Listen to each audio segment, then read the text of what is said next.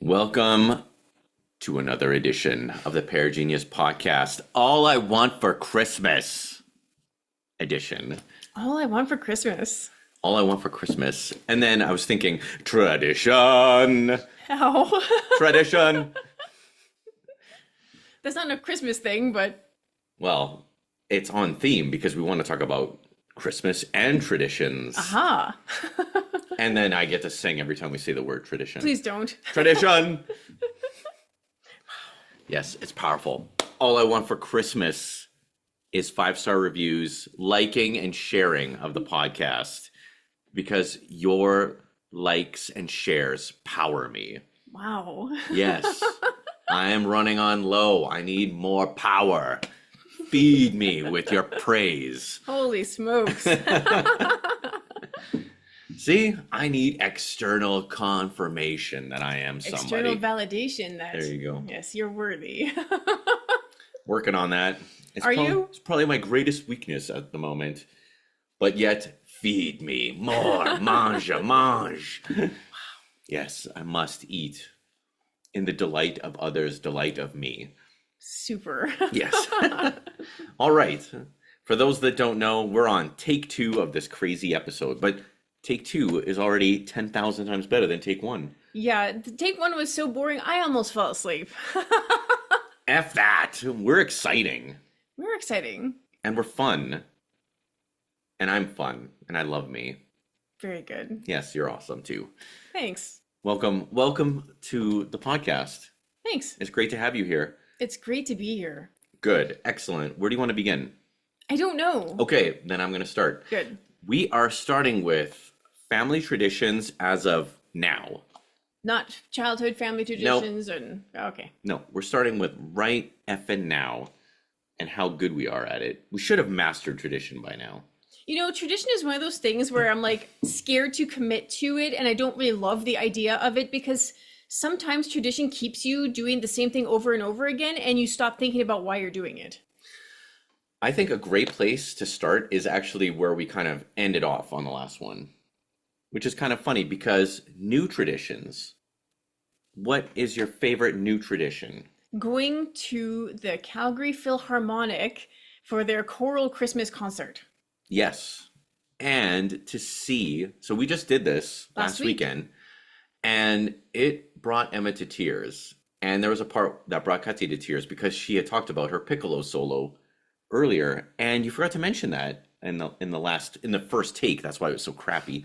But wasn't that so crazy that they did it? You don't expect to go to a traditional Christmas concert and hear John Philip Sousa's piccolo piece show up. Like, you just don't. In what universe does that make sense? In the 12 Days of Christmas universe. And so they did a rendition of the 12 Days of Christmas, and they were doing it every day of Christmas was a story through time, music through time. So they started off with like Palestrina-like chanting, Gregorian chanting, and then they moved through Italy and Vienna and Germany. Oh my God, the German one was so good because they did the Flight of the Valkyries. It was so good. Like, I'm sure I was crying even at that point already because I was so delighted.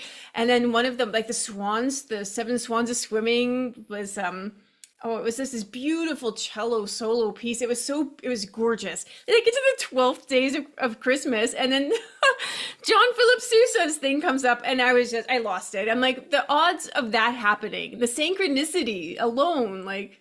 And what's funny is I heard it, but I didn't even realize. I didn't put 2 and 2 together, and I look at you and you're sobbing, and you're like, that's my piece. I'm like, that's so crazy because we were just talking about it. Crazy. What are the odds of that? It has no business at a Christmas concert. So it's kind of neat, the synchronicities and the signs. I just crumpled into myself, and poor Emma's got her arm around me. She's trying to soothe me. I'm like, I'm okay. You weren't okay. I mean, I was okay. I was just very emotional, the synchronicity of everything. It was fantastic. So the universe is always listening. I will say that. New tradition.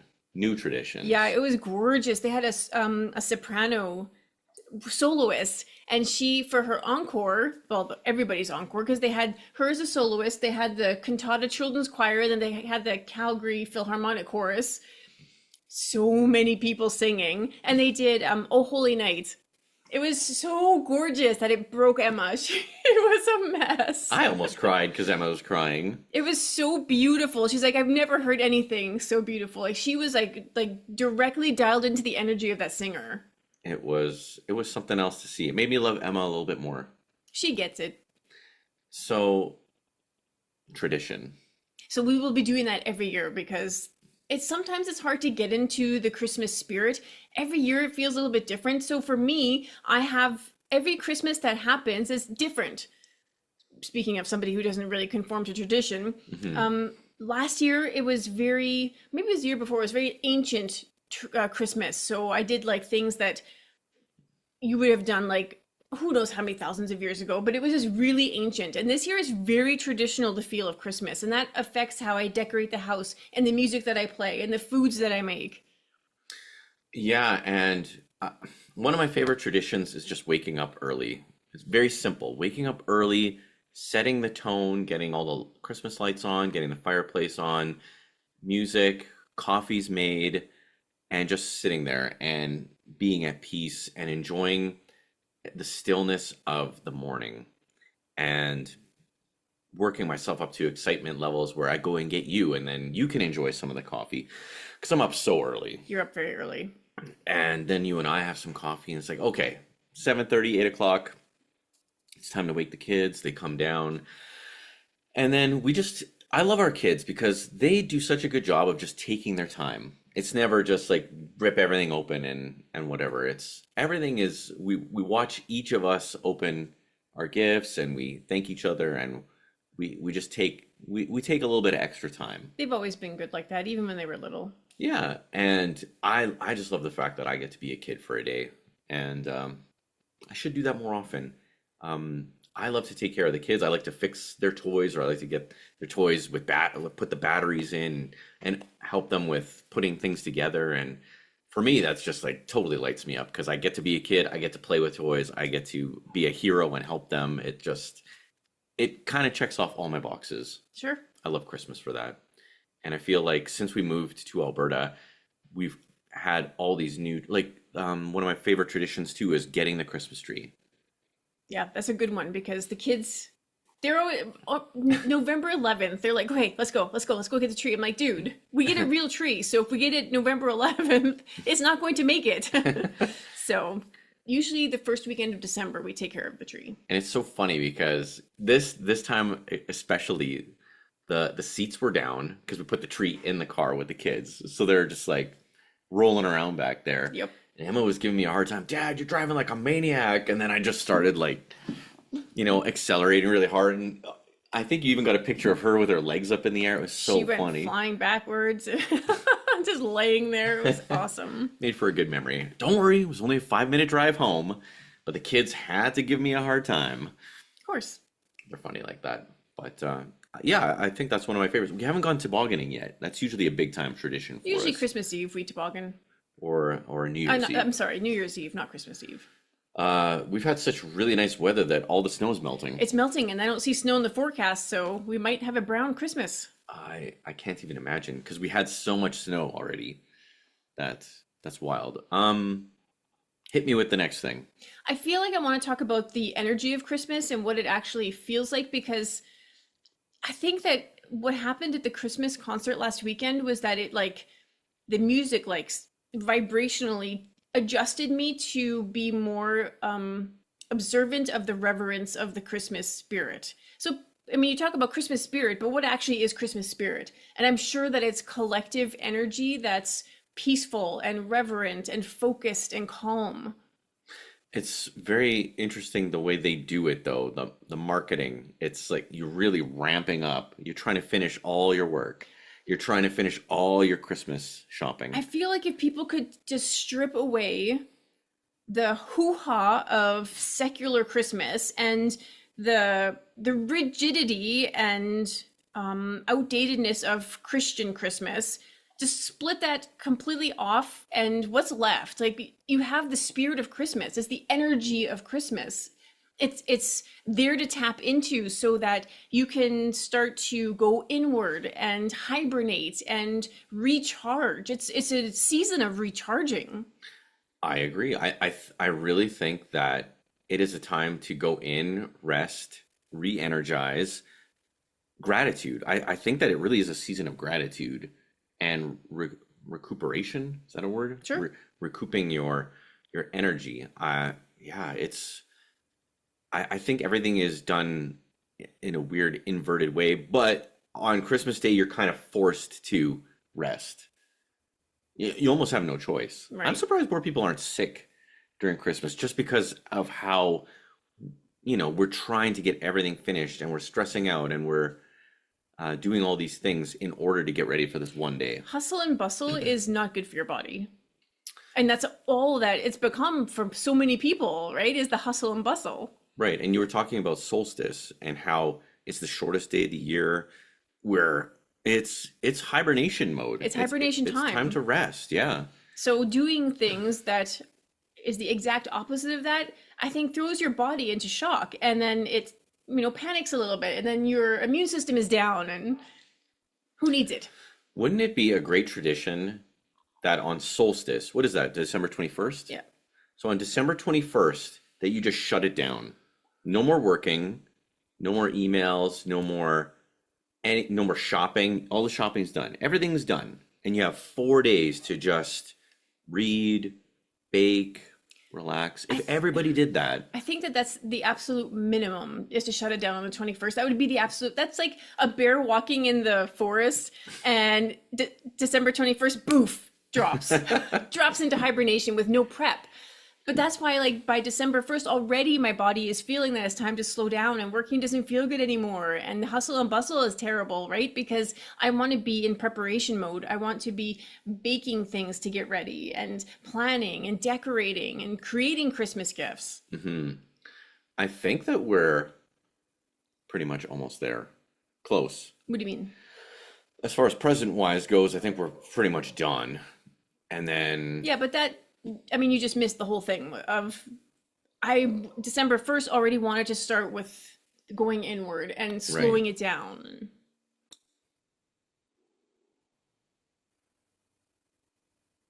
Really? Is that enough time for you to snip and glue it back together? I wasn't planning on snipping anything. We had to pause it because Bear was going bananas outside. Yes, and now we have the queen of, like, moving along, not moving along.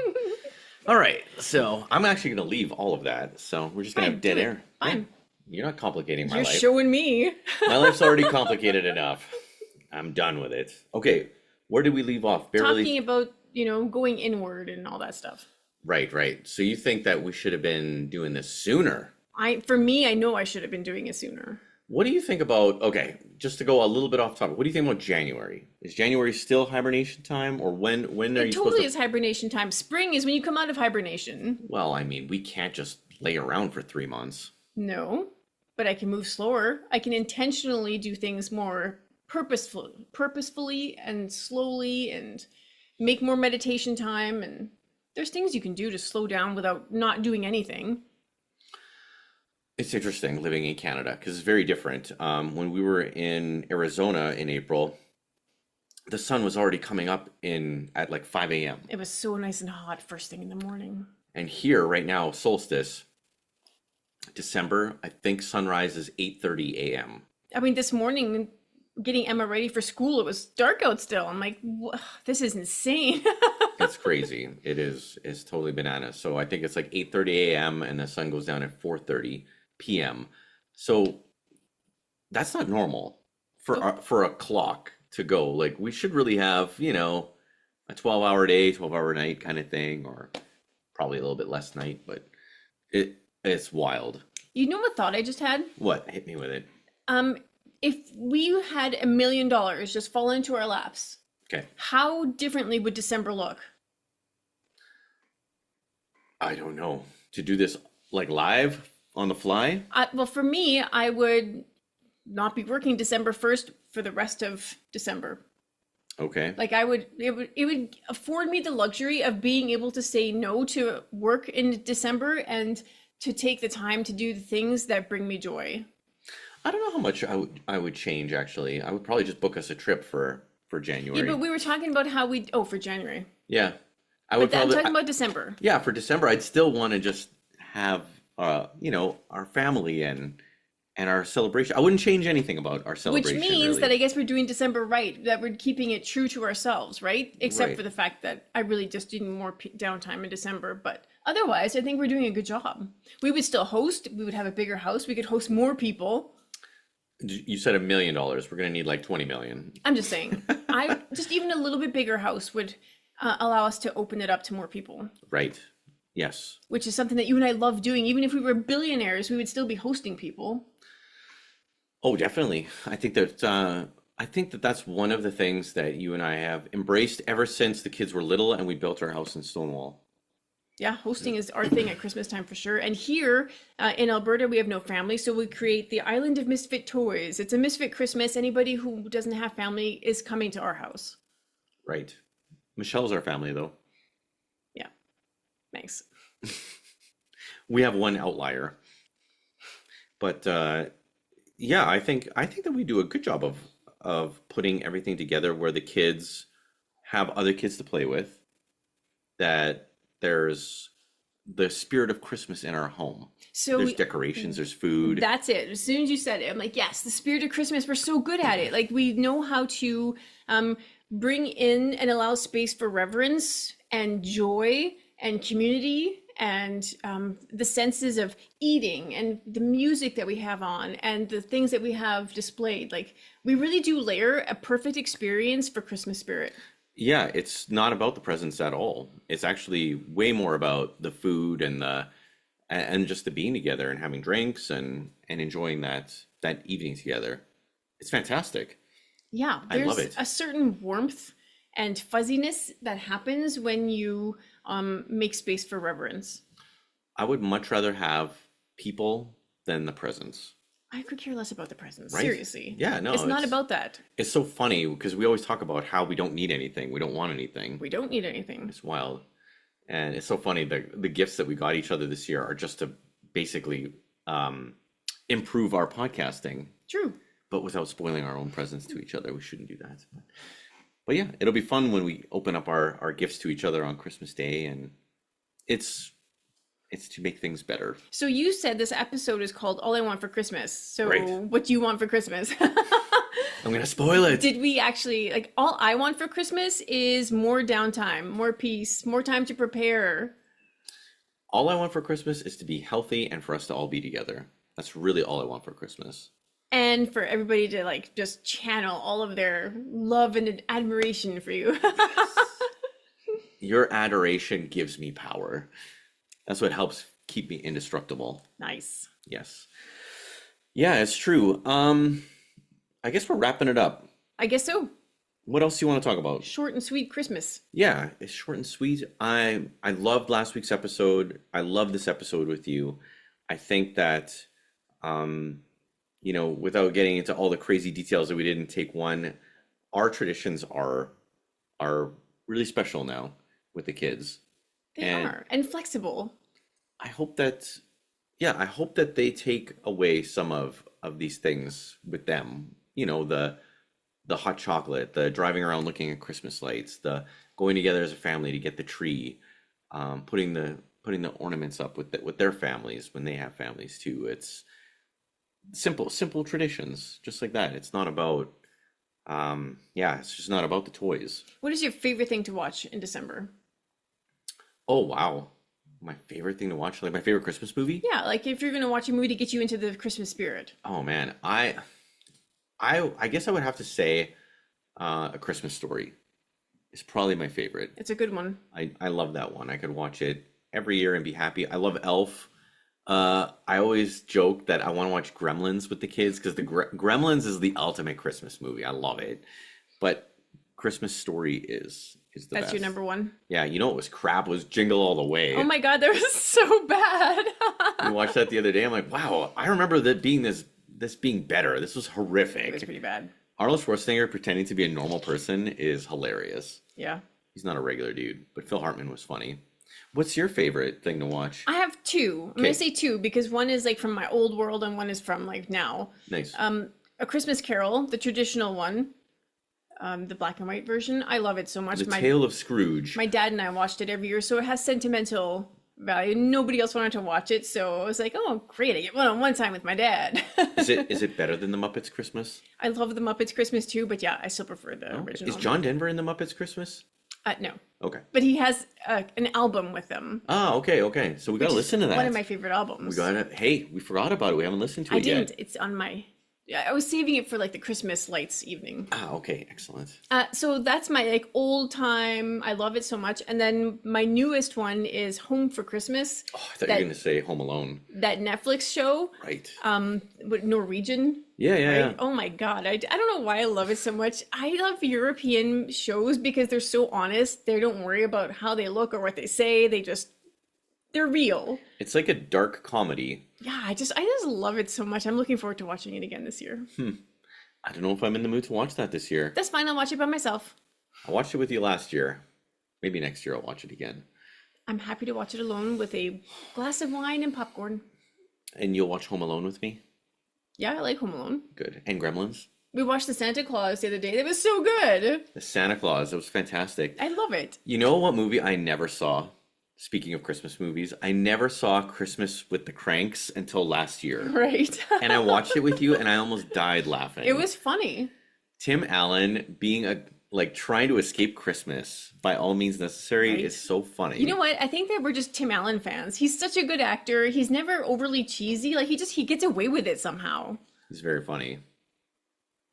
Oh, yeah. I always loved Home Improvement, and the other one with the Last girls. Man Standing. Last Man Standing was funny. So yeah, Tim Allen all the way. I even got myself. Do you remember my Tool Time tank top I got in Disney World? Yeah. I was pretty stoked to get that. Yeah. And then she got rid of it. It was ugly. I'm sorry, but it was okay for like a moment, and then it was like, oh, okay, now this is going in the trash. All I want for Christmas is a Tool Time tank top and my Home sweatpants. Improvement. Home Improvement, yeah. And my old gray sweatpants. Oh God. If I could have those back for Christmas, oh. Fine, I will go to the dump and pull out whatever hobo sweatpants I can find and wrap it for you. Thank you, baby Jesus. All I want for Christmas is hobo sweatpants. I love them. Done. I miss my clothes. How many of my clothes have you thrown out over the years? I'm sorry, but it's a woman's job to throw away things that stink, that make you look fat. Like, you don't need these things. I can buy you things that make you look good and smell nice. Oh my God, you're just hurting me. It's just knives into my heart. All these things that All you want for Christmas is a new wife. No, I have sentimental attachments to my clothes. To things. To things, yes. I have problems. I'm here to tell you the things are not coming with you into the afterlife. Oh my goodness. Okay. Well, all I want for Christmas is you. So thank you. You're welcome. And thank you, everybody, for listening to yet another one of our famous rants.